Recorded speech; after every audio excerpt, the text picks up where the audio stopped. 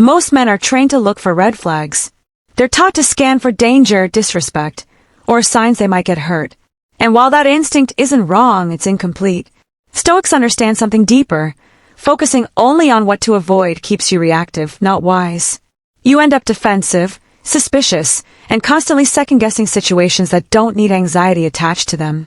Now ask yourself this: what if the real mistake isn't choosing the wrong woman, but quietly walking away from the right one without realizing it? This happens more often than people admit. Not because she did something wrong, but because she didn't act the way movies, social media, or past experiences conditioned you to expect. She wasn't overly loud with her interest. She didn't chase. She didn't flood you with validation. So the mind fills in the gaps with doubt. Stoicism teaches you to pause before reacting, to observe before judging, to separate emotional noise from observable reality. When you don't have that discipline, calm interest looks like indifference, stability feels boring, and emotional maturity gets mistaken for a lack of attraction. And that's the danger. You start dismissing consistency because it doesn't feel exciting. You overlook respect because it doesn't trigger urgency. You walk away from clarity because you're subconsciously addicted to uncertainty. Stay with me, because once you understand the difference between emotional stimulation and genuine intent, you stop misreading women who are actually serious. You stop confusing chaos for chemistry. And you stop losing opportunities that didn't need force, chasing, or guessing, only awareness. When you learn to see clearly, attraction becomes simple. Not easier, but calmer. And that calm is where real connection begins. You've probably been here before. You're talking to a woman, and on the surface, everything seems fine. The conversations flow. There's mutual respect. Nothing feels off. Yet underneath all of that, there's uncertainty. You're not sure where you stand, and that uncertainty slowly starts to take over your thinking. She's friendly, but not overly expressive. She replies, but she's not constantly available. She shows interest, but she's not chasing, not pushing, not making things obvious.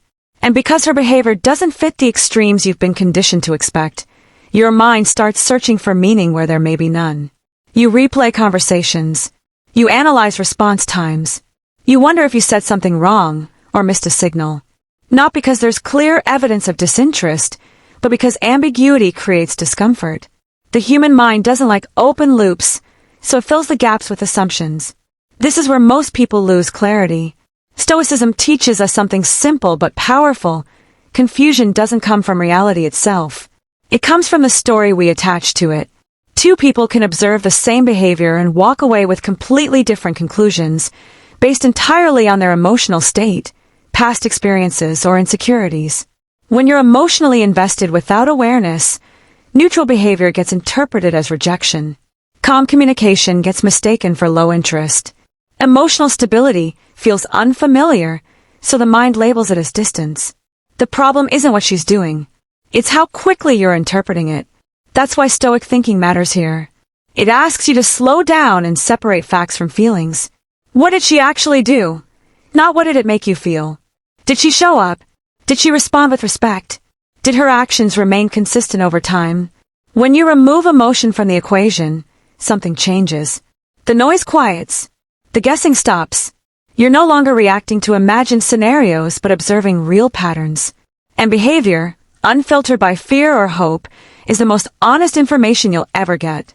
So instead of chasing reassurance or jumping to conclusions, we shift the focus. We stop reading between the lines and start looking directly at what's in front of us. Because clarity isn't something you demand. It's something you notice when you finally stop projecting and start observing. Marcus Aurelius said, "Waste no more time arguing what a good person should be. Be one." The same principle applies to attraction and relationships. Real intent isn't something you debate, analyze endlessly, or demand to be proven through words. It's something you observe through behavior over time. When a woman genuinely wants a relationship, she doesn't need to announce it or make grand statements. She doesn't rush to label things or overwhelm you with promises. Instead, her interest shows up in small, repeatable actions. Quietly, consistently. That consistency is what matters, because people may say many things, but they live out what they actually value. Seen through a Stoic lens, attraction isn't about emotional spikes. It's about patterns. Green flag 1 is consistency. Not intensity. Not dramatic gestures. Just steadiness. She doesn't disappear for long stretches and then return with excuses. She doesn't fluctuate wildly based on mood. Her interest feels predictable in the best way. Interest that comes and goes is often driven by emotion or convenience. Consistency reflects intention. Green flag 2 is respect for your time. She doesn't treat plans casually or waste hours with uncertainty. She shows up when she says she will. If something changes, she communicates it clearly. Stoics judge character through actions, and time is the most honest resource someone can give. When a woman values your time, she's showing respect without needing to say it. Green flag 3 is curiosity about your values, not just your personality. She's not only interested in how charming you are or how you make her feel in the moment. She asks about your work, your principles, your discipline, and the direction you're moving in. Attraction can be emotional, but relationships are built on alignment. Looks and chemistry fade. Shared values do not.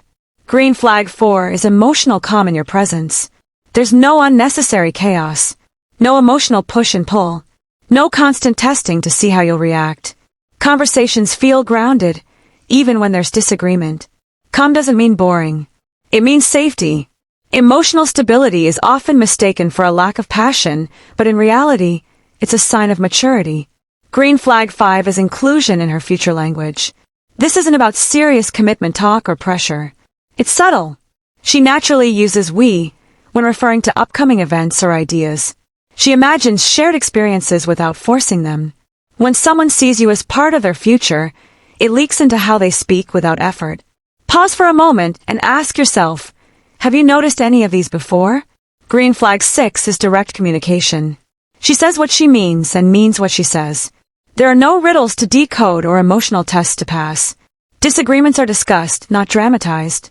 Stoic philosophy values clarity because clarity prevents unnecessary suffering. Direct communication is a sign of emotional security. Green flag 7 is respect for your boundaries. She doesn't push you to move faster than you're ready for. She doesn't manipulate with guilt or pressure. When you say no or set limits, she doesn't take it personally. Real interest doesn't need force. It respects autonomy. Green flag 8 is effort without scorekeeping. She contributes without constantly measuring who did what. There's no silent tally, no expectation of repayment. Her effort feels natural, not strategic. When someone is genuinely invested, they give because they want to, not because they're trying to control an outcome. Green flag 9 is curiosity about your inner world. She wants to understand how you think, not just what you do. She asks about your perspectives, your experiences, and what shapes your decisions. This goes beyond surface-level attraction. It shows emotional investment and a desire for deeper connection. Green flag 10 is her comfort when you don't chase. She doesn't panic when you give space. She doesn't try to create urgency or fear of loss. Interest rooted in security doesn't need constant reassurance. When someone is confident in mutual attraction, they allow room for independence without anxiety. And notice something important. None of these signs are loud. None of them demand attention. They don't create emotional highs and lows.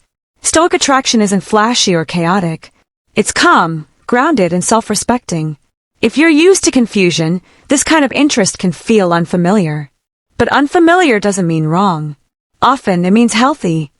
Here's how you apply this. Starting today, not after the next conversation, not after the next mixed signal, but right now.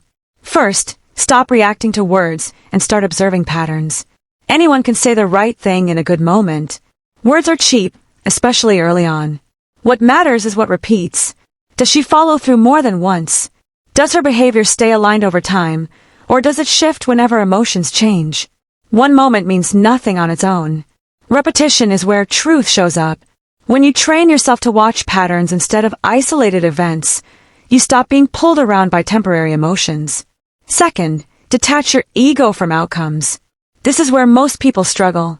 The ego wants certainty, validation, and reassurance. It wants to know where it stands immediately. Stoicism teaches something more useful.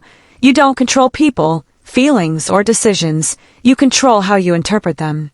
When you stop tying your self-worth to whether something works out, your judgment becomes clearer. You're no longer trying to win someone over. You're simply observing whether alignment exists. Third, match energy calmly, but never chase clarity. If interest is real, it doesn't need to be hunted down. You don't need to push conversations forward, force momentum, or seek constant confirmation. You respond with the same level of effort you receive, without resentment or anxiety. Calm interest invites clarity. Chasing creates pressure, and pressure distorts behavior.